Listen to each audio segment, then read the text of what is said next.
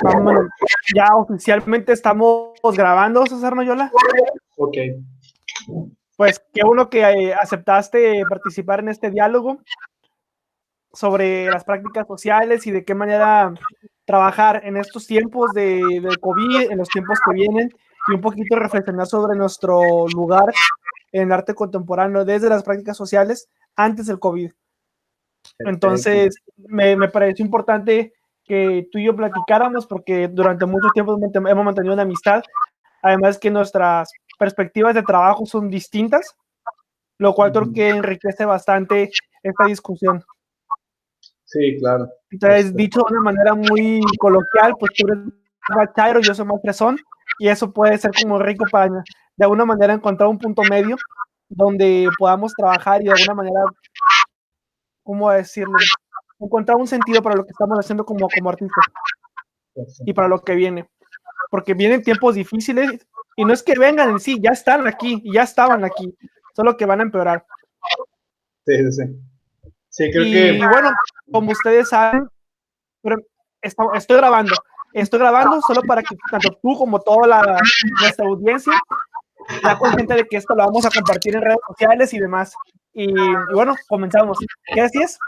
Sí, pues no, nada más también agradecer, creo que es un buen momento para conversar, utilizar estos medios digitales y abordar este tipo de temas y de proyectos en torno a las prácticas sociales que el arte pues, ha venido trabajando, ¿no? Ya muchos años atrás. Y pues es un gusto la iniciativa y el punto, ¿no? De diálogo, el punto de encuentro.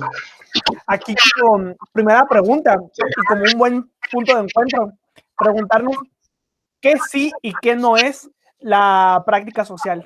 ¿Tú qué Sí, entiendes cuando hablamos de práctica social?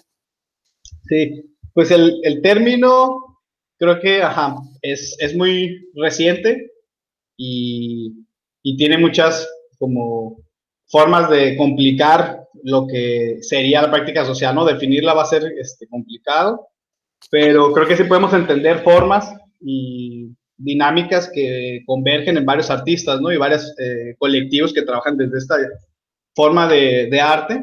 Creo que habría que entender que a pesar de que no está la palabra arte en la palabra de práctica social, en este término, entender lo que es una categoría que se creó como para englobar prácticas comunitarias o prácticas que se venían desarrollando ya varios años atrás y que las quiere como unificar y concentrar de una manera más clara, ¿no? Creo que puede ayudar como a encontrar los puntos que estas prácticas sociales han estado desarrollando y de qué manera se han estado desenvolviendo. Tal vez sería importante subrayar la herencia y la deuda también que tienen las prácticas sociales con Fluxus. Toda esta desconexión de la necesidad de un espacio de exhibición formal como ser un museo o una galería, por ejemplo, cuando desde en Fluxus ya en realidad era una manera de vivir más allá de una forma de crear arte, no un repertorio de estrategias para formular proyectos artísticos, sino una forma alternativa de responder al mundo. Entonces, en ese sentido, creo que la práctica social sería más cercana a una práctica de vida a través de una especie de ir a contramarcha o a contradicción de los planteamientos de la lógica hegemónica.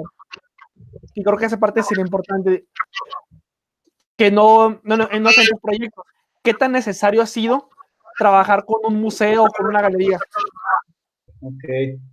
Bueno, sí, en mi trabajo, que se ha ido aproximando, creo que poco a poco, a estas ideas de práctica social, esta cuestión de la galería, esta cuestión del mundo tradicional del arte, de la institución del arte, creo que ha sido complicada, ha sido bastante, me ha exigido como replantear muchas formas de trabajo, replantear muchas formas de mi quehacer artístico, que justamente es la naturaleza de los proyectos de práctica social, creo que van como dices, más lado de la vida que de la misma galería o que del mismo museo, de la misma universidad, pero creo que ha ido convergiendo estos artistas, han ido encontrando las estrategias, en mi caso, para involucrarme en el mundo galerístico que podría ser el museo, pero no es como la prioridad. O sea, los proyectos, y mi proyecto en específico no está pensado en qué institución como museo sea parte de mi proyecto, ni está pensado de cómo mi proyecto va a ir a exponer a la galería, ¿no? Sino más bien durante el proceso, estos artistas han ido conectando para generar como colaboraciones que les permiten acceder a medios y estrategias para desarrollar un eficaz trabajo en la práctica, ¿no? O sea, va a ser un trabajo de red donde colaborar con la institución locales va a permitir tener acceso como a herramientas, a equipo para llevarlo a otro tipo de lugares, ¿no? Y es importante porque ahí es cuando el museo o el espacio de exhibición se convierte más en una plataforma para transparentar, para visibilizar procesos de trabajo, más allá de la lógica anterior de presentar una obra de arte que la gente solamente iba a ver. Ya no se entiende como una cosa de ir a apreciar arte, sino ir a conocer dinámicas de cambio social, dinámicas para reestructurar espacios públicos, dinámicas para propiciar la participación ciudadana, más allá de únicamente completar una obra de arte a través de un conjunto de valores presentes en la historia del arte desde el Renacimiento hasta, no sé, las vanguardias artísticas. Y eso también nos lleva a la pregunta de, bueno, ¿qué no es una práctica artística? Un ejemplo de lo que para mí no sería una práctica artística es poner caballetes y que los niños se pongan a pintar. Claro, sí, creo que Pablo Helguera, en su trabajo de la enseñanza de las prácticas sociales, pone muy claro cómo definir eso, ¿no? Para poder identificar las prácticas sociales, habría que identificar lo que es un acto simbólico y un acto real, ¿no? Ese que mencionas tú es totalmente un acto simbólico, y otro ejemplo podría ser como pintar un mural de forma comunitaria con alguna temática de problemática social, ¿no? O un tema que aborde cuestiones de raza, cuestiones de género, de identidad, a pesar de que trabaja de forma comunitaria y de que invita a las personas a colaborar y juntos crean el mural, ese se convierte en un acto simbólico de una postura política del arte, ¿no? Y en la práctica social debe volverse una práctica significativa y real. No puedes ir a trabajar a una comunidad, a un lugar, a colaborar durante un periodo de un mes o una semana que tarda hacer un mural, ¿no? Sino más bien tienes que involucrar de una manera profunda. Son proyectos de años, de 2, 3, 4 o 5 años en los que se trabaja para entender la dinámica de la comunidad y entender la forma en la que se encuentra para poder utilizar los recursos y la colaboración adecuada que permita que sea eficiente una práctica social, ¿no? Entonces, si logramos definir entre lo significativo, lo que es real y lo que es simbólico, creo que va a ser muy fácil identificar y entender lo que es una práctica social. Porque ir a hacer un mural, o por ejemplo, podemos poner el trabajo de Teresa Margolles, que tiene este tema que aborda la muerte, que aborda problemáticas de violencia en México, que relacionadas al narcotráfico. Tiene una pieza, ¿no?, en la Bienal de Venecia que presentó, y son telas con sangre de personas que no identificaban los cuerpos, que fueron, lo que se sabe es de que esos cuerpos estuvieron en una problemática, en un acto de violencia donde hubo un encuentro con narcotráfico, y después usa esa sangre de esas personas para pintarla en esos telares, ¿no?, en esos lienzos. Y lo interesante es que utilizó una estrategia ahí que me parece muy adecuada, simbólica, al invitar como a los padres de personas desaparecidas a asistir a la exposición en Venecia, y cada cierto tiempo ellos, los padres y madres, bañaban la tela con más sangre para escurrir esos telares y trapear el piso con eso, ¿no?, de la galería.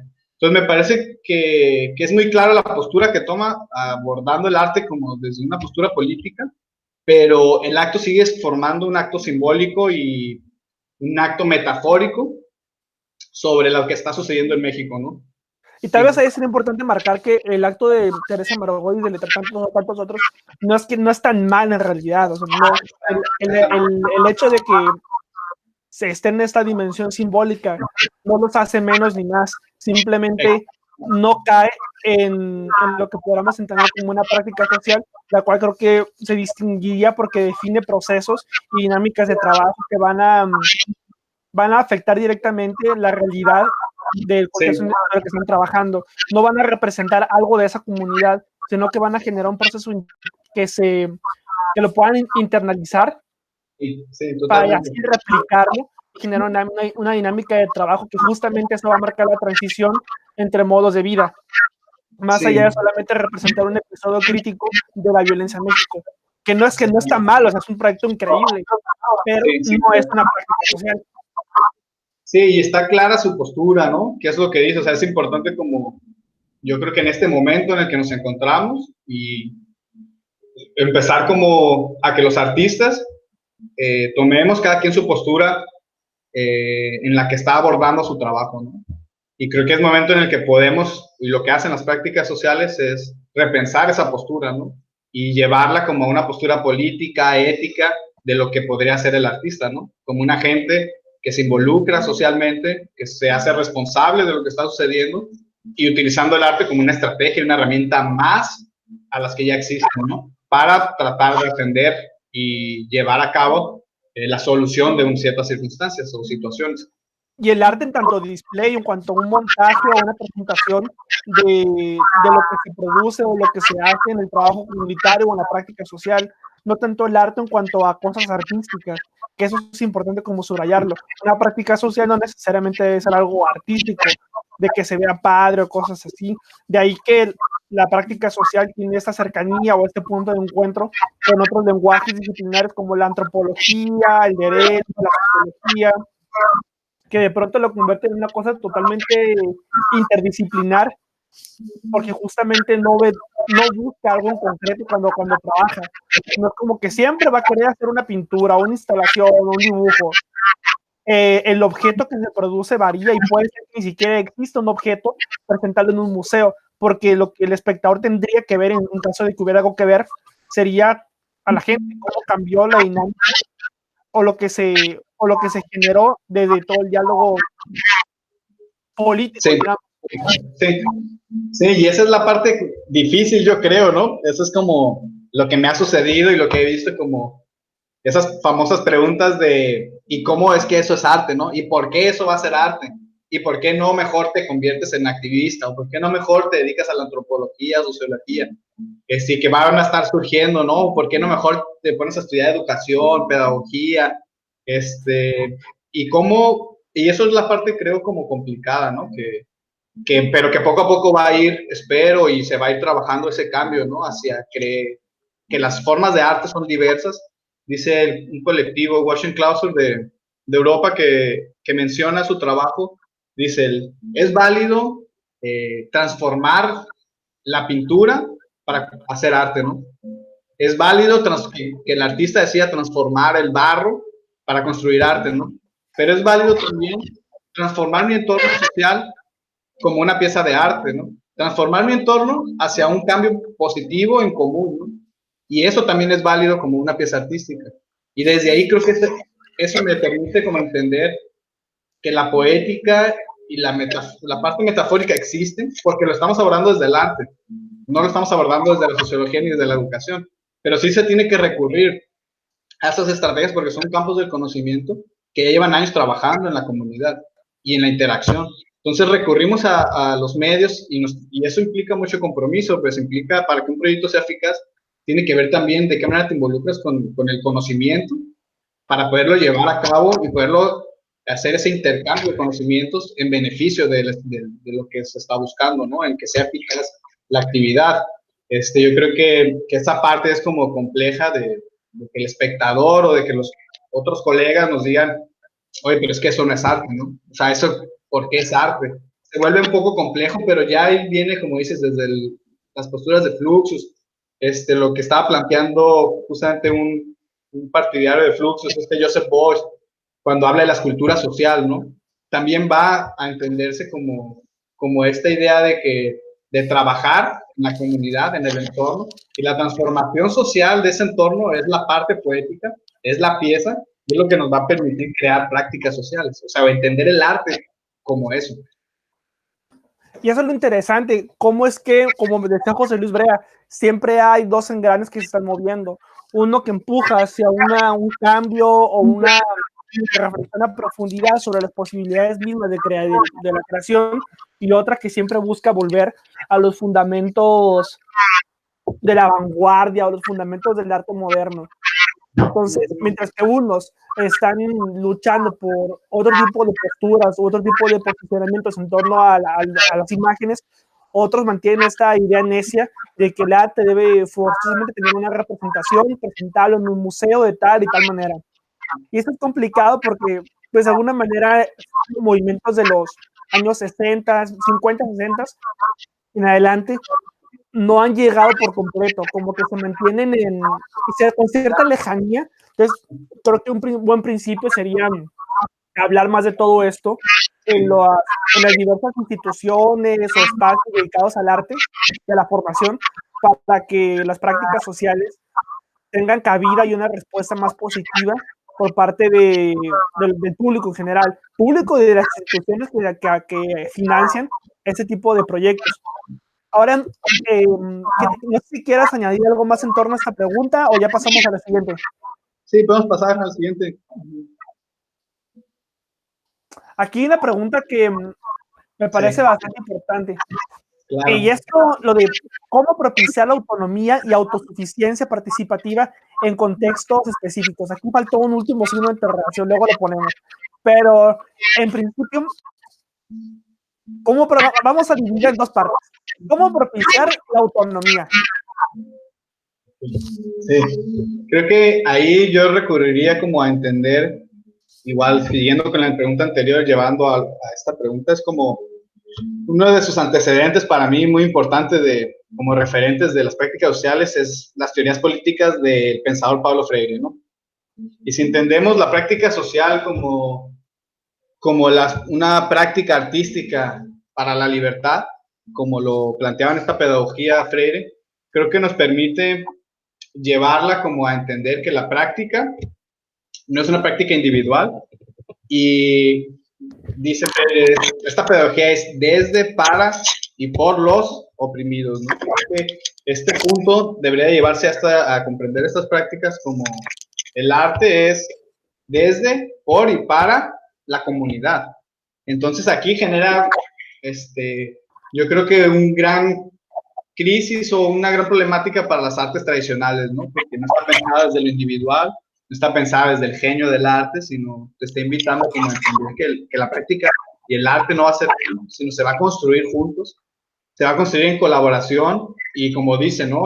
Nos vamos a educar juntos, ¿no? Y creo que eso, si lo llevamos a estas prácticas, nos va a permitir como identificarlas como piezas y proyectos que van basados en estas ideas políticas de la pedagogía del oprimido, pedagogía de prácticas para la libertad.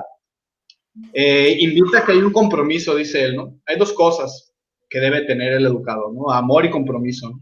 El amor, que dice, el ejemplo es no puede ser el educador únicamente la tía amorosa que va, que los cuida, que está con ellos y los escucha.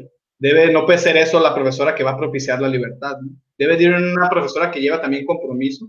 Y ese compromiso va acompañado, dice, como del conocimiento, ¿no? De qué tanto estás preparado, que es lo que mencionaba, ¿no? Que el educador, dice Freire, debe ser tan antropólogo, porque debe conocer la comunidad, debe conocer la estructura social en la que se encuentra como oprimido. Y creo que eso va a ayudar a propiciar la autonomía, ¿no? A entender que el artista va y va a permitir y va a trabajar de manera con la comunidad para propiciar una libertad mía como artista y de ellos como colaboradores de la pieza, ¿no? Como parte del proyecto. Y no debe de haber como esa postura donde el artista va, trabaja y crea una serie de dinámicas que permiten construir una pieza artística y se retira, ¿no? Creo que el artista va, se involucra con la problemática y juntos crean las estrategias y ellos tienen que propiciar sus propias estrategias.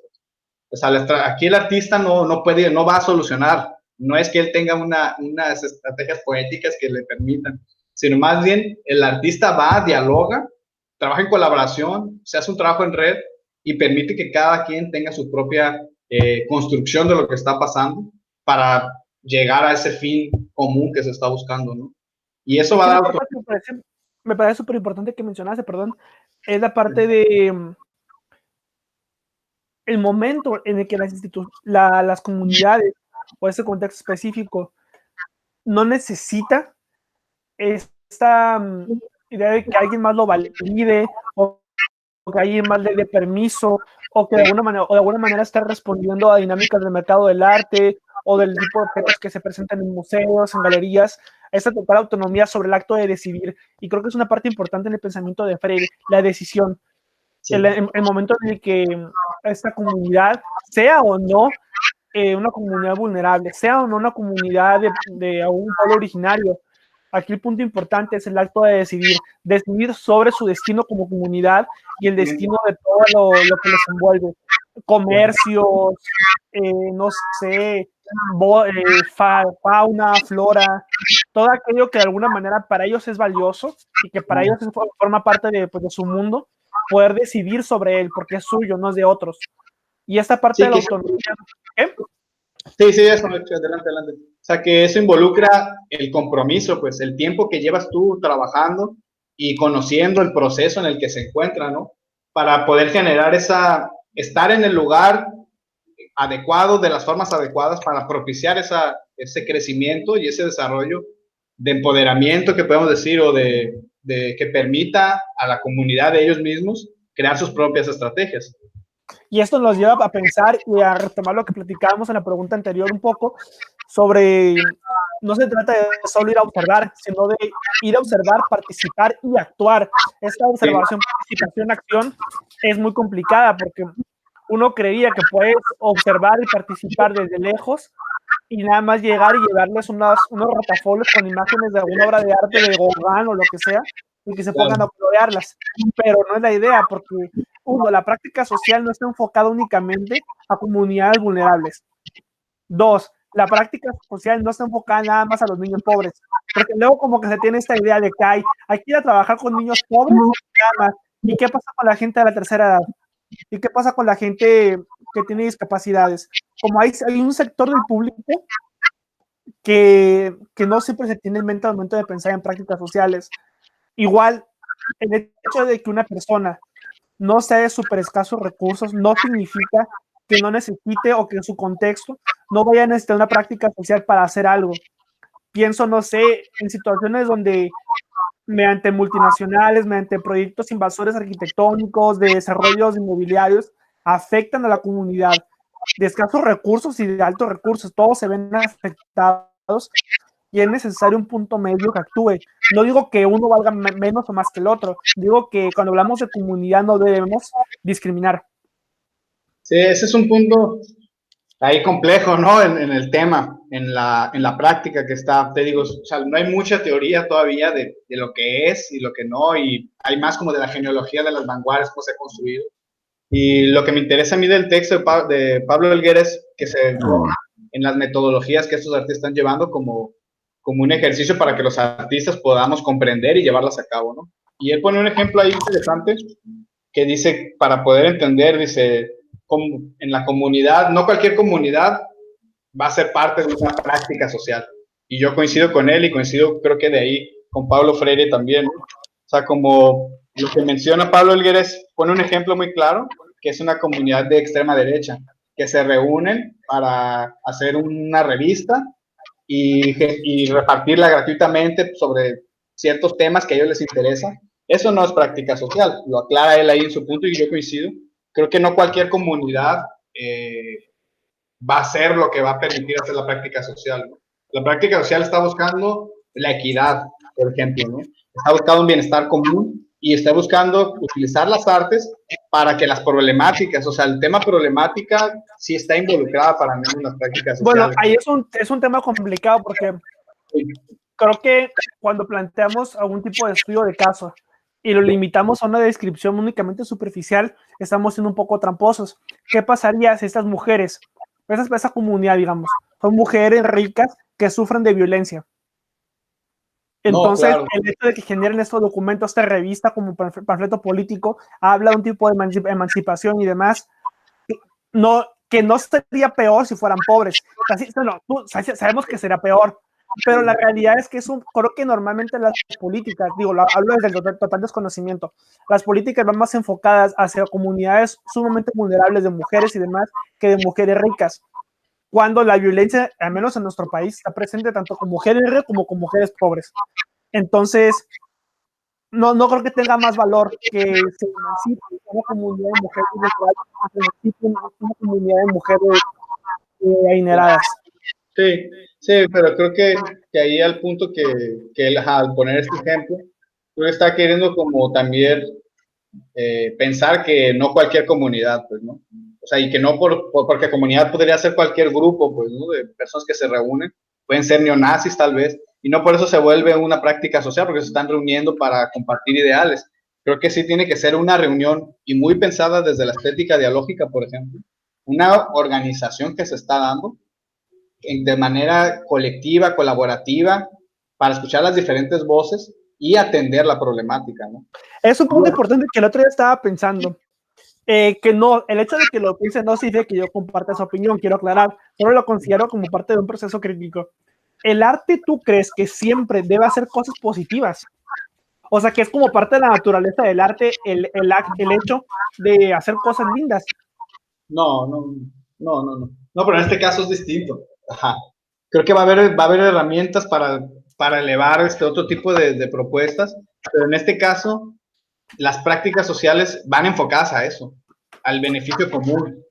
O sea, no, porque entonces podríamos empezar como a definir esas prácticas conceptuales, procesuales, performáticas, que han ido llevando prácticas de interacción social, ¿no? Una idea de interacción social es una estética relacional que, como Félix González Torres, por ejemplo, pero no porque interactúe y toque un tema, se vuelve una práctica social. La práctica social es cuando sí se está utilizando en una situación vulnerable, una situación problemática, y se va a llevar a la transformación, o se está utilizando mecanismos, y en este caso creo que la colaboración, por ejemplo, y el trabajo en común que lleve hacia esa transformación, es lo que están haciendo los artistas y colectivos de práctica social, ¿no? La reunión de colaboración, la reunión para dialogar y buscar estrategias en común hacia esa problemática, ¿no? Es importante también señalar que la práctica social o las prácticas sociales no deben ser abordadas como lo que son, sino como lo que pueden ser, porque no es un episodio cerrado en los estudios visuales o en la historia del arte, como queramos verlo. Es un capítulo abierto que lo seguimos, lo siguen escribiendo quienes están dedicados a ello. Que hay una serie de aspectos que todavía es importante definir, los alcances de las prácticas sociales o los puntos clave que deben ser abordados o que pueden ser abordados, cuándo termine, cuándo empieza una práctica social, todo ese tipo de aspectos que tal vez no sea significativo definirlos ahorita, pero que es importante tenerlos en mente como algo que va a ser importante en cierto momento, así como metodologías. Si es que habrá una metodología propia de las prácticas sociales o si va a permanecer en esta cualidad como de un proceso híbrido en constante transformación. Creo que es importante, pues, ponerlo sobre la mesa, no creyendo que lo vamos a cerrar ahorita, pero sí para plantearlo. Sí, me parece muy, sí, de acuerdo con esa parte, ¿no? Creo que se está escribiendo estos procesos, y que creo que lo que estamos pasando, va a permitir o va a influenciar, ¿no? A muchos autores, a muchos artistas, a reescribir, a escribir todos estos procesos, a tomar esos archivos genealógicos para abordarlos en enfoques metodológicos, de técnicas históricas, pero creo que esto va a permitir que se empiece como a ver influenciados, pues, para que esto empiece a suceder de manera más concreta, ¿no? Porque hablamos de pocos autores. Hay una parte que me parece importante, que es la autosuficiencia. De pronto ciertos proyectos de prácticas sociales parecen como proyectos gubernamentales, como si el gobierno estuviera obligado o el gobierno siempre fuera quien auspicia este tipo de proyectos como parte de algún tipo de programa nacional o algo así, cuando la realidad es que no podemos estar sujetos, bueno, no pueden estar, porque yo no hago práctica social, tengo objetos quienes las hacen como tú, a que les caiga una beca o algo así, porque en lo que te cae la beca, tal vez esa comunidad originaria ya fue desaparecida, o ese pequeño comercio ya fue desaparecido, o esa comunidad de mujeres o esa comunidad LGBT que estaba luchando por sus derechos ya fue desaparecida o ya simplemente claudicaron. Sí. Entonces, ¿cómo proceder sin un fondo de que te respalde? Sí, yo creo que esa pregunta funciona para cualquier práctica artística, ¿no? Pero, y más en este momento, ¿no? Que hablamos de lo que está sucediendo económicamente y que no hay un sector que esté muy interesado en financiar este tipo de prácticas, pero creo que esto, en mi caso, y lo que he visto de proyectos, este trabajo en colaboración es súper importante, ¿no? Porque entonces empezamos a conectar con diferentes instituciones, con diferentes organizaciones, personas que permiten que esto esté funcionando, ¿no? Creo que la parte de autosuficiencia es muy importante en el proyecto porque no va a estar pudiendo depender del beneficio, pero sí ha sucedido en muchas de las prácticas. Por ejemplo, en Washington Clausure tiene una pieza donde trabaja en una problemática con sexoservidoras buscando que sufrían de violencia, sufrían de adicción y no tenían espacios para dormir. Toman un espacio y entonces parte de la práctica para tomar ese espacio lo adaptan para que ellas puedan dormir en ese espacio, para que puedan tener tiempo de descanso, de alimento.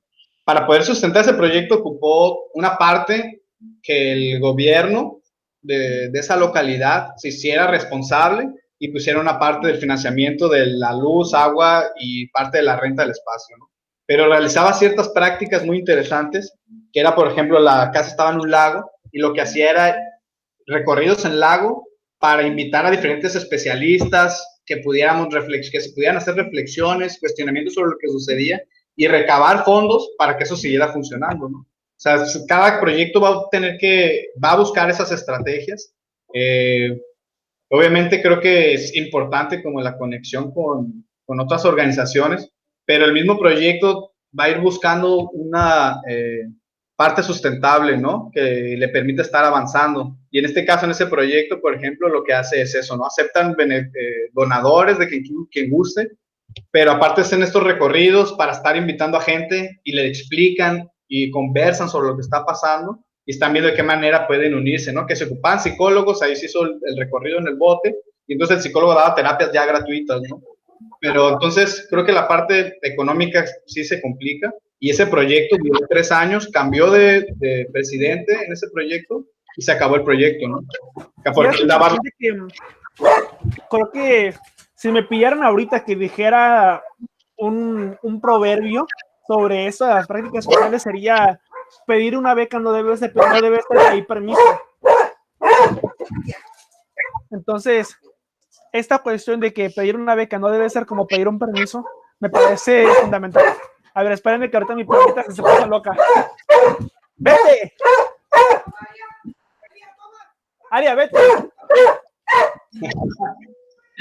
No, hombre. La puerta porque se pone loquita. Vete.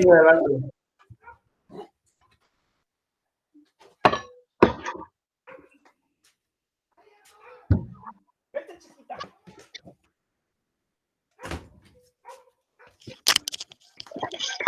Ya. Sí.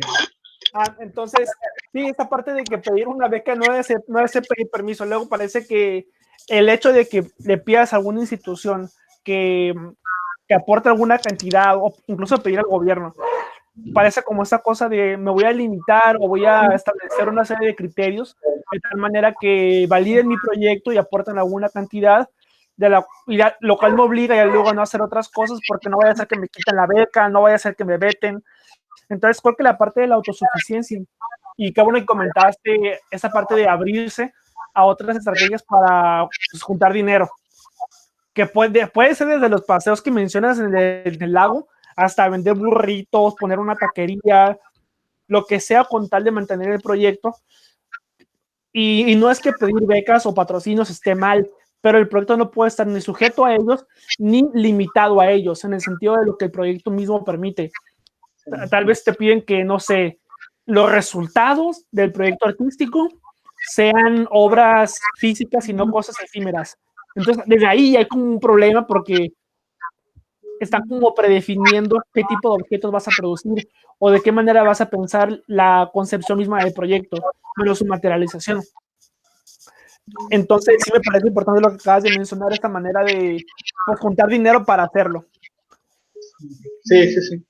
Creo que el que es parte, ahorita que lo mencionas, ¿no? Como pienso en los proyectos y en mis trabajos, creo que va parte de la organización de estos proyectos, parte como de la pieza, es justamente esta sustentabilidad, ¿no? Que le permita al proyecto continuar, que le permita al proyecto quedarse el mayor tiempo o el tiempo necesario para lo que necesite y sea eficaz. Y se buscan estrategias, ¿no? Se buscan estrategias que vayan de la mano, ¿no? Con el trabajo para poderlo llevar. En mi caso, por ejemplo, en una pieza que estamos trabajando actualmente con mi colega artista, también Fernando, la pieza y el proyecto va acompañado, se divide en dos partes, ¿no? Es una escuela experimental con un enfoque hacia la prevención de adicciones en una colonia que se vive con problemas de drogas, venta y consumo. Pero justamente ahí hay un problema como económico que los jóvenes han tenido que recurrir a vender la droga para formar parte, cuestión de identidad, pero al mismo tiempo por una falta económica en el hogar. Pero entonces el proyecto, cuando vemos ese factor de riesgo que es como el problema económico que se vive en la colonia, entonces pensamos en esta escuela, les permite también generar ciertos productos, entonces los talleres van enfocados con la cerámica en este momento, y la idea es de que esa cerámica sea utilitaria y nos permita tener un recurso para ellos, ¿no? Que ellos puedan vender sus propios productos. Hicimos el contacto con unos jóvenes y unas tiendas que venden en una zona turística que venden artesanía. Entonces ahí se hizo esa conexión de red y nos va a permitir que los jóvenes puedan vender su producto, su trabajo artístico, pero ese no es como la pieza principal, ¿no? Pero forma parte de todo el proyecto, ¿no? O sea, va a toda la escuela, el proceso de enseñanza, el intercambio de conocimientos, pero ahorita tiene esta vertiente porque es una necesidad, prioridad del lugar, ¿no? De la comunidad. Entonces, creemos que esta estrategia nos va a permitir, y entonces esta idea que te comento de colaboración y de red es muy importante para estas prácticas, para ir encontrando la conexión y el equipo con otras personas que nos permitan, en este caso, con el lugar donde venden cosas para turismo, va a permitir que estas piezas se vuelvan eso, ¿no? Un objeto turístico, un objeto como que pueda ser utilitario y pueda tener un buen valor, ¿no? Ahí entonces podríamos definir, a partir de esos ejemplos muy buenos que has dado, definir autonomía como el acto de decidir sobre tus formas de vida, sobre tus procesos y sobre tu futuro, bueno, tu presente y tu futuro. Y la autosuficiencia como tu capacidad para autogestionar y para autogenerar tus modos, tus formas de vida. Porque en estos temas va a ser fundamental que definamos muy bien de qué manera vamos a generar recursos que nos permitan continuar o desarrollar nuevos proyectos sin la necesidad de que llegue alguna beca, algún estímulo, y más si consideramos que los proyectos van a tener esta dimensión social, bueno, más allá de tener una dimensión social, van a partir de una dimensión social. Entonces, desde ahí debemos ver de qué manera, uno, vamos a sacar el dinero para que el proyecto corra, y dos, vamos a sacar dinero para nosotros vivir de él. Que son pues dos problemas que se juntan, ¿no? ¿Qué te parece si pasamos a la siguiente pregunta? Sí, adelante. Sí. Aquí una pregunta que ya en ciertas ocasiones hemos platicado, que es una de mis tantas críticas a ti. Sí. ¿Cómo evitar el paternalismo? Te lo planteo voy a poner un ejemplo fuera de nosotros y luego uno de nosotros. Perfecto. El paternalismo, un arquitecto a una comunidad, digamos, a algún pueblo originario en la selva de Chiapas, llega, construye unas casitas y luego se va, se gana un premio por algún reconocimiento como arquitecto por ese proyecto sustentable y todo eso, y luego se va y ya, ¿no? Pero a final de cuentas, tarde o temprano las casitas pues, se desgastan, o las casas se destruyen, o las casas las venden, o lo que sea.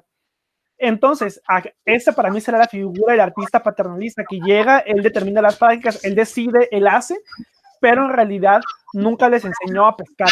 Entonces, para mí el enfoque tendría que ser más bien otro, que ahorita lo vamos a platicar. Otro ejemplo de nosotros es lo que te he contado muchas veces, que tú trabajas en los centros de rehabilitación con pacientes psiquiátricos que fueron adictos a las drogas, y siempre es como César va y activa el proceso, César va y hace, o artistas van y hacen, pero en qué momento ellos mismos pueden ser autogestores de las experiencias estéticas que les permiten enriquecer su proceso de rehabilitación sin la necesidad del artista. Yo entiendo que el psiquiatra o el psicólogo sí deben ser una figura paternalista porque, bueno, hay un proceso científico detrás que es necesario, pero en el caso del artista creo que la modalidad será distinta. No sé qué tengas que decir a tu favor, no es cierto, pero ¿de qué manera podamos discutir esto para encontrar un punto que no sea paternalista? Claro, creo que ahí regresaría a Freire, ¿no? Y pensaría en la educación como una estrategia de las prácticas sociales, una de tantas, ¿no? O sea, no todos los proyectos van con este enfoque pedagógico, pero sí es una herramienta, un conocimiento que se debe tomar a la hora de actuar, ¿no? A la hora de llevar a cabo este tipo de prácticas, estos proyectos. Y en estas prácticas educativas van dentro del proyecto, ¿no? Porque no puedes ir a poner algo en el lugar, como las casas que mencionan, ¿no? Si no hay un profundo que decía como compromiso que plantea Freire, ¿no? Un amor y compromiso en la comunidad, de llevar el tiempo, de conocer las necesidades reales, las necesidades, y en ese proceso, que es lo que dice, es tú no llevas la solución, y eso es el paternalismo del Estado, ¿no? Tú no llevas la solución a la comunidad, no, tú construyes junto con ellos eso, ¿no? Y ellos, como dijimos ya atrás, son quienes encuentran esas soluciones, ¿no? Y juntos encontramos esas soluciones o esas formas de las cuales podemos tomar para recrear nuestra forma de vida, ¿no?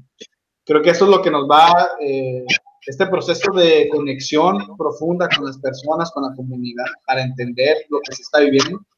También una visión compleja del sistema en el que estamos inmersos para entender las dinámicas que están llevando a cabo esto y que no sea un acto de llego una semana y pinto un mural y va con esta temática y va a hablar y va a traer una metáfora simbólica de lo que sucede, sino más bien cómo esa organización y ese diálogo permite que todas las voces empiecen a construir juntos esta situación, esta solución o estas herramientas.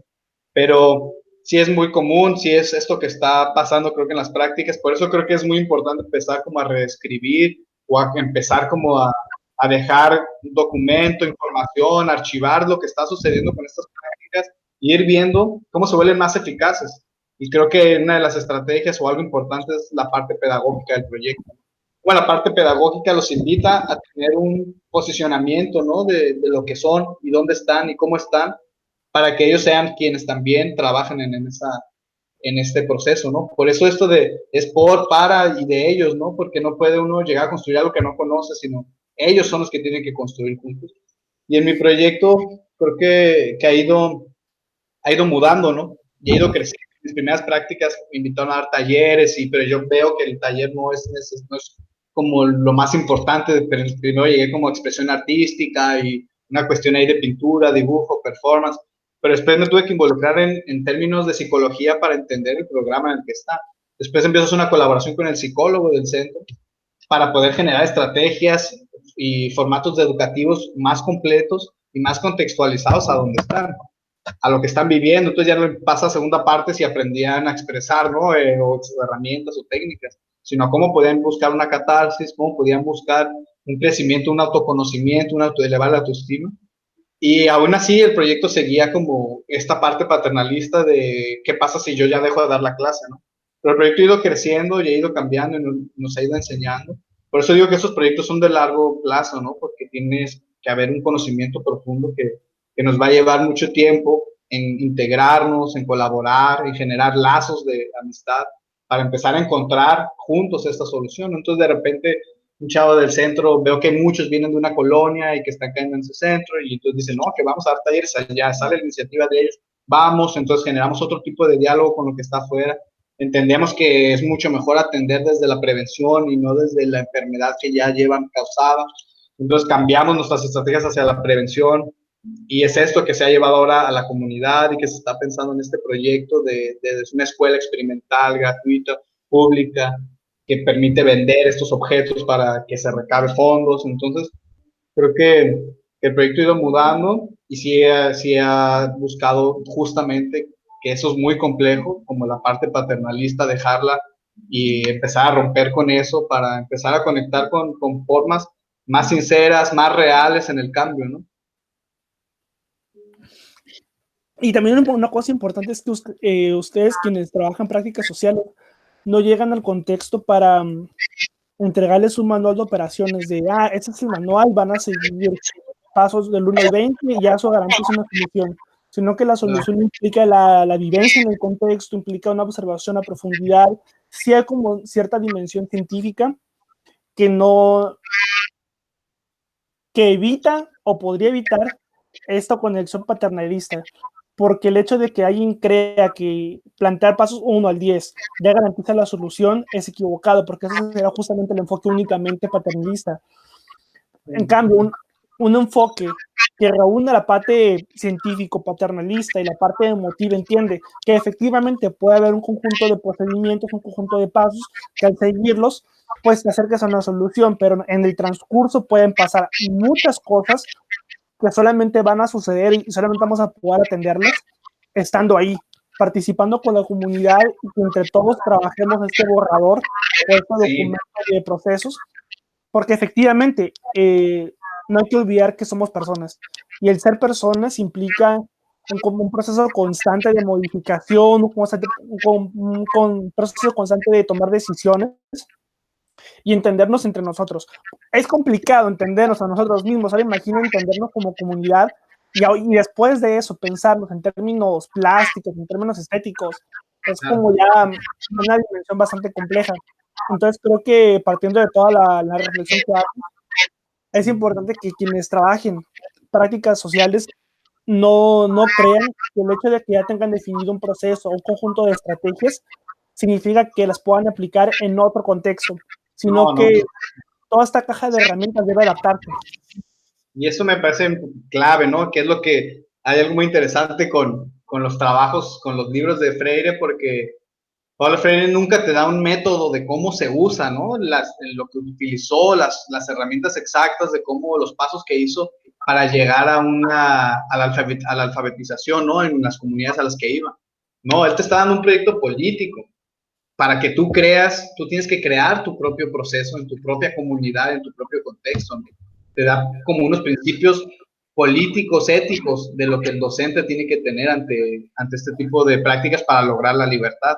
Pero no te puede dar la estrategia exacta para que la lleves a cada lugar, sino más bien te está dando esos principios que te invitan a comprender lo que estás viviendo tú en tu contexto y cómo lo vives ya en el proceso de campo de la enseñanza, ¿no? Exacto. Y eso tiene que ver con lo que ya hemos comentado, decidir. Las personas van cambiando de decisión, las personas cambian de opinión, las personas viven otras cosas que justamente responden a las prácticas políticas de cada contexto.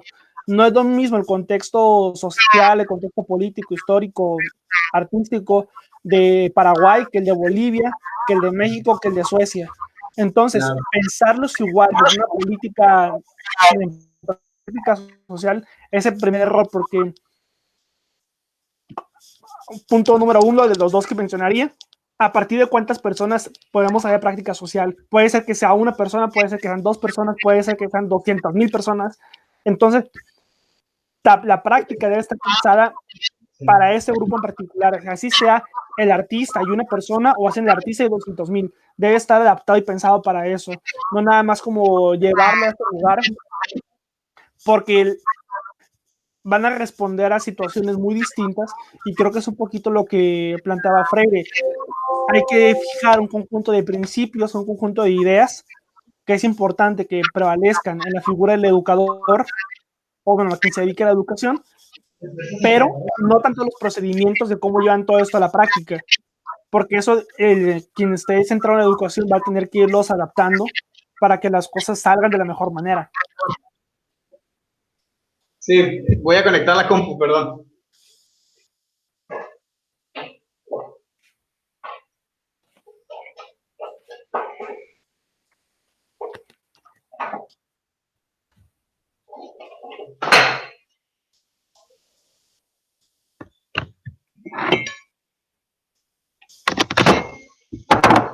Listo, una disculpa. Ok.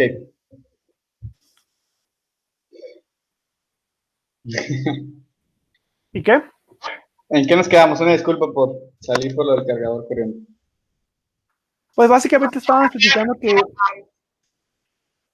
las decisiones, los procesos y todas las dinámicas del artista o la persona que está trabajando prácticas sociales no deben ser un esquema predeterminado que va a aplicar a todos los contextos, sino que va a obedecer a las lógicas mismas que va descubriendo, que va encontrando, básicamente al proceso de observación, y que esta observación va a definir todos los instrumentos para experimentar, así como todos los procesos para replantear y solucionar desde el arte el proyecto mismo.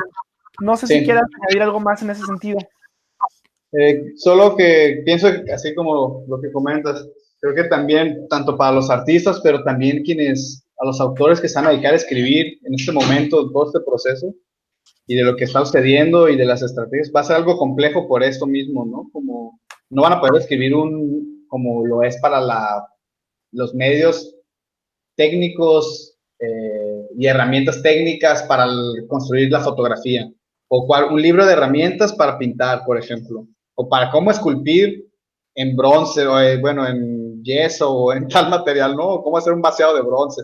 Eso no lo vas a poder tener, ese manual va a ser muy complejo de escribir, y hay varios intentos, ¿no? De procesos, uno es el de Pablo Helguera, pero justamente eso se va a ir complicando porque no hay estas estrategias claras en cada proyecto, ¿no? Y creo que lo que hace Freire de no dar esas estrategias es importante, pues, porque es algo que no puedes monetizar, pues, que no vas a poder llevar y llegar con una Biblia, pues, ¿no? No vas a poder llegar con un modelo adecuado para resolver, ¿no? Lo que se debe de escribir es sobre todos estos pensamientos e ideales que se están construyendo en comunión con los artistas y la comunidad, ¿no? La manera en la que está dialogando y los principios que se están llevando para cuáles están siendo más eficaces y de qué formas están muy eficaces, pero creo que eso va a ser complicado, ¿no? A la hora de redactar y de trabajar, ¿no? Porque no se va a poder hacer ese manual como lo es de fotografía o como es el manual de cómo pintar, cómo hacer, no sé, acuarela. Y es un punto súper importante que platicas. Las prácticas sociales no son una disciplina, no son un lenguaje artístico y no son una herramienta de trabajo. Sí, ay, qué cabrón. Es una aproximación estética a la vida y a los procesos de transformación, lo cual hace tan complicado porque tal vez sea necesario que el artista, más que aprender de acuarela, aprenda de derecho, y más que aprender de derecho, perdón, de óleo, aprenda antropología social. Sí. Entonces, sí, eso podría complicar bastante este posible manual, que sí, sería gracioso hacerlo como proyecto artístico, el manual de buenas prácticas sociales, pero hacerlo justamente como una parodia de la imposibilidad misma de un manual. En todo caso, sería un conjunto de enciclopedias, 15 enciclopedias de las prácticas sociales. Sí, porque es complicado definir eso, pero es necesario definirlo. Definirlo consciente de su propia imposibilidad, definirlo como en un sentido ontológico, porque parte en el proceso mismo de definirlo, te va reconociendo su propia imposibilidad, pero ese mismo reconocimiento es fundamental para que sea imposible definirlo y que se siga enriqueciendo en el transcurso de la propia búsqueda de la definición. Es como la definición imposible, pero que siempre debemos buscar y perseguir, porque en esta persecución es justamente como la vamos nutriendo de nuevos aspectos. Lo cual no esperamos con la idea de, por ejemplo, definir qué es arte, porque en cada contexto histórico pues se va definiendo distinto al arte. Lo que tenemos que usar en la práctica social es cómo lograron en esta comunidad que no se cometiera tal ecocidio. ¿Cómo es que podemos adaptarlo a este otro contexto, considerando que la empresa es distinta, la empresa que va a cometer el ecocidio, y considerando que aquí no se trata de una comunidad, no sé, de una comunidad de indígenas, de un pueblo originario afrodescendiente. Se trata de una comunidad de inmigrantes suecos que llegaron hace 30 años y que una empresa va a destruir el lugar donde viven. O se trata de una comunidad de inmigrantes asiáticos en Mexicali, donde van a destruir tal lugar donde ellos fundaron como este pueblo, ¿cómo se llama? Que es el pueblo subterráneo. Ay, ahorita olvidé el nombre.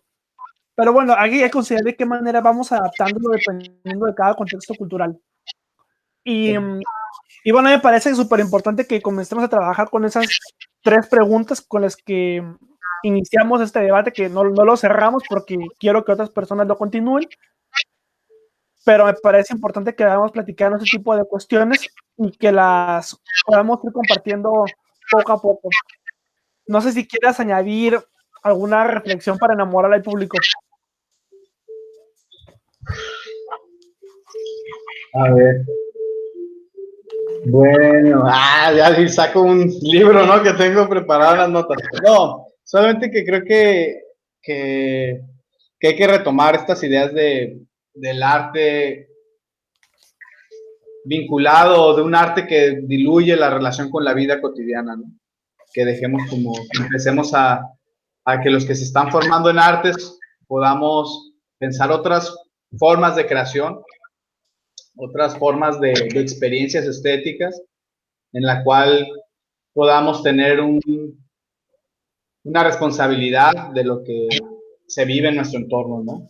Que cada quien en su comunidad, en su colonia, en donde esté, pueda ver que las artes no solamente tienen esta función poética, simbólica, que también no se niegan, sino que creo que en y muchos momentos es necesario podernos replantear lo que es arte, ¿no? Y otras formas de producir arte que no están vinculadas a la pintura, a la escultura, sino vinculadas más a la vida, vinculadas más a la relación con el otro, que creo que es algo fundamental en este proceso que viene. A mí me gustaría subrayar algo que hemos mencionado bastante en esta conversación, que no se trata de invalidar otras prácticas artísticas, ni de decir que el futuro es hacer prácticas sociales. Yo, compartiendo un poco con el público, yo no hago prácticas sociales y de momento mi interés no va por ahí.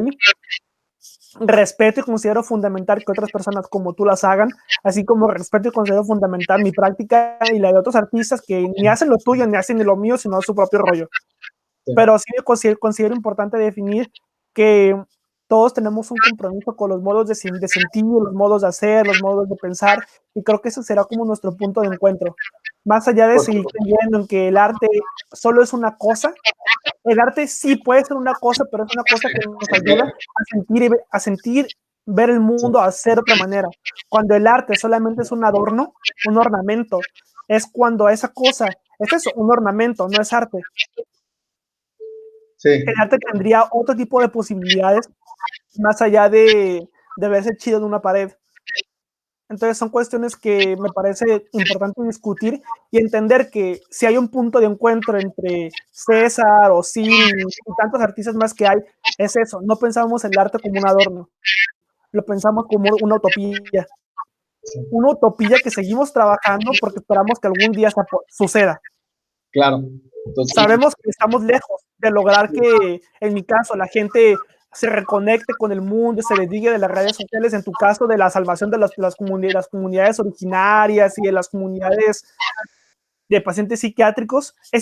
Ni César va a vencer al narcotráfico, ni Osiris va a vencer a Facebook, pero mantenemos la posibilidad de que esas utopías sucedan. Sí. Y eso es lo especial y lo bonito de que discutamos esto. Le comento a nuestra audiencia, esto lo vamos a cargar a Facebook, lo vamos a circular en redes sociales. Es el primero y esperemos no sea el último de los encuentros en Google Meets.